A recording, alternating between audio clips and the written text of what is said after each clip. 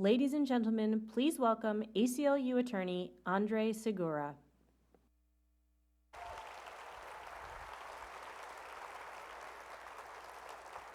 Hello, everyone. Buenos dias. Hola, Miami. Buenos dias a todos. My name is Andre Segura, and I'm one of the immigrants' rights attorneys at the ACLU in the national office. We bring litigation throughout the country to protect the rights of immigrants and the constitutional rights that we all carry when we're here. So as you heard today, Anthony and Faz both talked about, the Trump administration is launching an assault on immigrants, an assault on people of color. You know, a lot of people just thought, no, this is just campaign rhetoric. This is just what he's saying to get elected. In his first week in office, President Trump released 3 executive orders having to do with immigration. Really bad stuff. About the border, calling for a border wall, increased border patrol, about the interior, more ICE agents, and as you all know, the Muslim ban.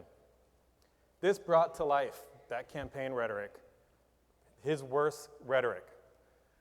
And for many of us, that really hit home, right? We realized what was happening and it hit home.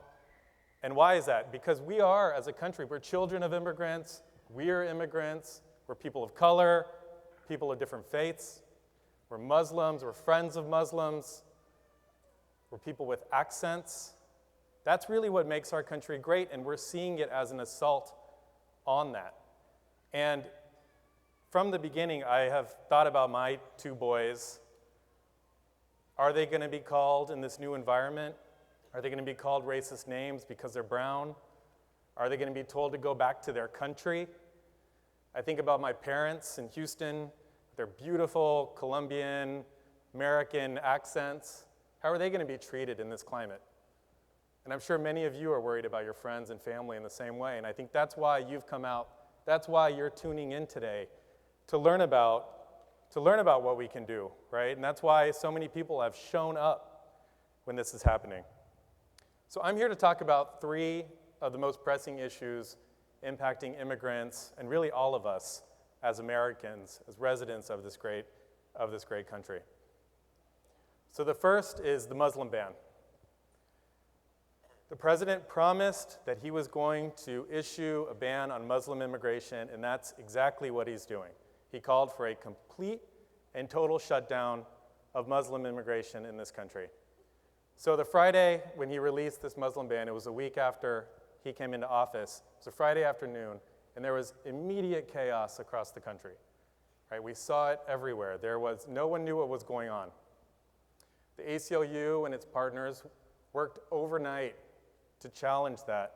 We filed at 5 a.m. the next morning.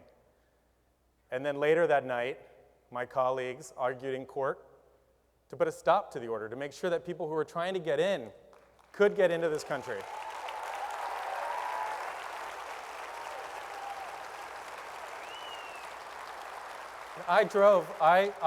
That day I drove to JFK in the morning, and when I got there was a small but loud protest. It was gathering, it was growing, and inside where I went to help coordinate attorneys, there were a dozen attorneys or so.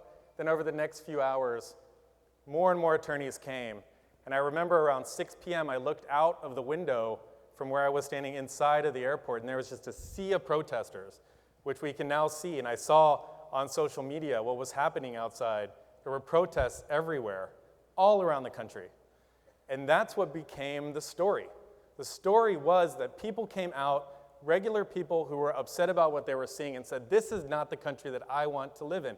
This is not my country. I don't agree with this, and I'm going to go protest.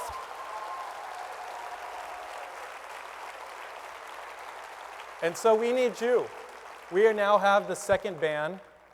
President Trump rescinded that first ban after the dozens of lawsuits, admitting that it was not going to pass muster with the courts. Courts were going to reject it. He's now passed a new one, but it suffers the same problems.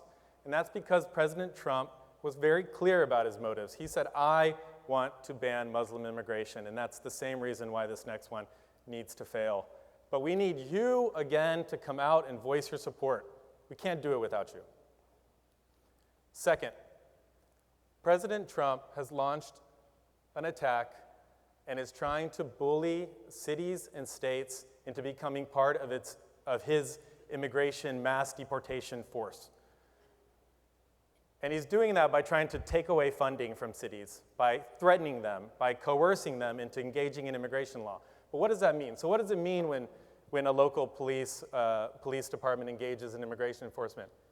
So this means that your local police officer, when he pulls someone over, or he or she goes to a home to address a situation, isn't now just thinking about that situation, is now thinking, hey, is this person undocumented? Do I think there might be some issue with their immigration paperwork? And police leaders across the country have said, this is damaging to us. This is damaging to public safety. We need to be able to use our local resources the way we need to so that people can come out of the shadows, so that people won't fear coming to the police and being witnesses and coming out against crimes and reporting crimes. We need people to do that.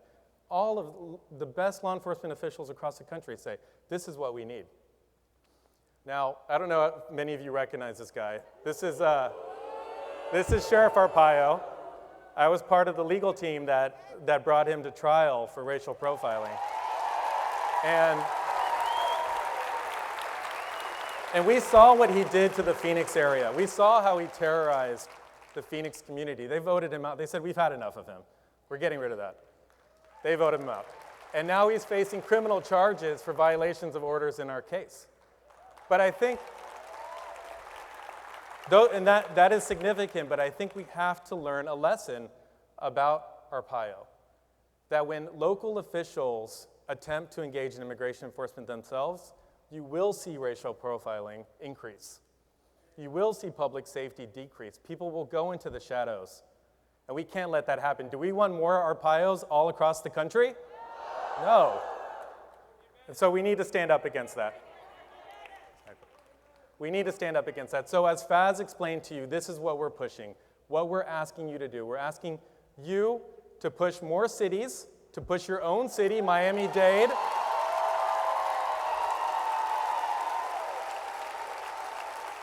Mayor Jimenez was one of the first ones to roll over. He was one of the first ones. We cannot let more cities roll over and give up good policies. We need to push cities to enact better policies, stronger policies, demand that they protect immigrants, demand that they protect your neighbors, and that's what we're doing through our Freedom City initiative. We need your help to do that. Lastly, raids. Immigration, deportation, raids. You've probably seen a lot about this in the news recently. This is what ICE agents look like when they come to a home, when they do a home raid, when they do a worksite raid.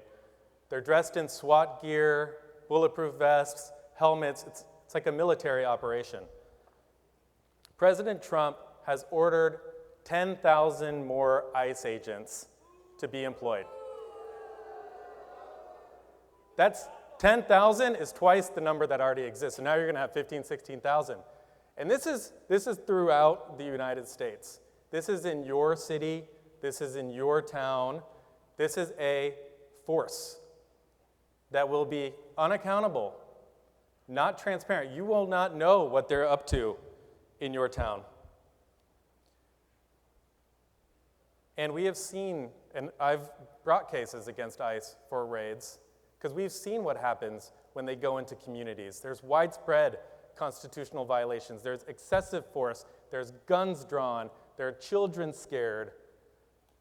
So you've seen the recent reports of the raids, and you've seen what Trump is saying. Trump is saying we're going after only the most serious, only the most violent. Right? We've seen the reality. It's parents, hardworking parents. Children are scared. Dreamers are being arrested. Domestic violence victims are being arrested. People are being questioned coming off of domestic flights. This is let loose. The handcuffs are off, and we have to stop it. So what are we asking you to do? So as my colleague Lee talked about, we can do a lot to educate people about their rights. And the ACLU has great materials for you to use. My mom, she called me and she said, ¿Qué puedo hacer? Necesito hacer algo. I need to do something. I need to get out there and do something. I know of apartment complexes where people are afraid to come out, afraid to talk to people. And she wanted to bring materials, so we sent her stuff. We have this. This is one example, but we have this in a variety of different languages. This is what to do if ICE agents show up at your door. So this is talking about what an ICE agent needs to have if they want to enter without your permission. Basically, they need to have a judicial warrant, which is what we should all know. Do you have a warrant? Okay, if you don't, please leave the materials and don't open the door. Simple, right? But people don't know that everyone here has those rights. So it's important for you to get out and educate people about their rights. It's important for you to call your local leaders and say, we do not want you engaging with ICE in their raids. And then lastly, it's important for you to get out to the site of where you're hearing things happen.